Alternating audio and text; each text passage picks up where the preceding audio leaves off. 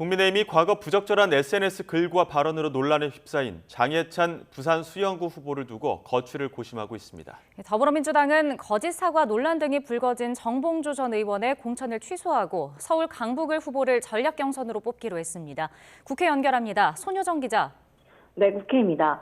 여야 후보들의 과거 발언들이 다시 주목받으면서 설화 논란이 이어지고 있는데 여야 지도부도 대응에 나섰죠.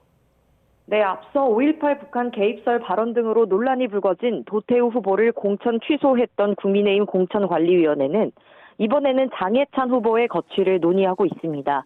장 후보의 과거 부적절한 발언이 잇따라 드러나면서 수도권 의원을 중심으로 당 안에서도 공천 취소를 요구하는 목소리가 높아지고 있기 때문입니다. 정용환 공관위원장은 어제 회의를 마치고 기자들을 만나 국민 눈높이에 맞는 고민을 하고 있다고 밝혔는데요.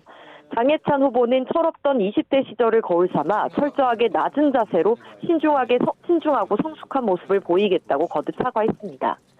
한동훈 비상대책위원장은 장 후보가 당시 발언 경위나 공직에 있었는지 등을 종합적으로 봐야 할 것 같다며 일단 판단을 유보했습니다. 하지만 대전 서갑의 조수연 후보도 일제 옹호성 발언으로 논란이 불거지면서 어제 광복회를 찾아가 큰절까지 하며 사과했는데 당 내에서도 단호한 조치를 요구하는 목소리가 커지는 분위기입니다. 더불어민주당도 후보들에게 설화 주의령을 내렸지만 연이어 후보들의 부적절한 발언이 재조명되고 있습니다.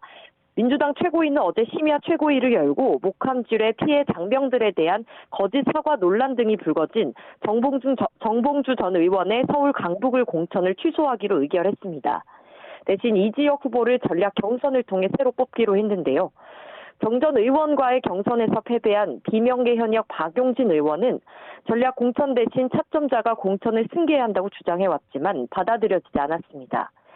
하지만 경기 안산갑 양문석 후보가 노무현 전 대통령 관련 비하 발언과 술 접대 문제로 설화가 또 불거지면서 막말 리스크에 대한 지도부의 고심도 깊어지고 있습니다.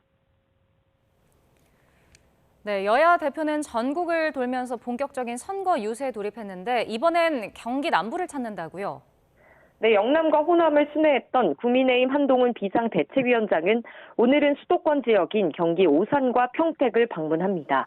한 위원장은 오전에는 오산에서 EBS 영어 강사 출신 영입 인재인 김효은 후보의 지지를 호소하고 오후에는 평택으로 이동해 이지혁 후보인 유이동 정책위의장과 한무경 의원 등을 격려할 계획입니다. 오산은 민주당 안민석 의원이 내리 5선을 한 지역이고 평택은 인구가 늘어나 기존 2개의 선거구에서 3개로 분구가 됐습니다.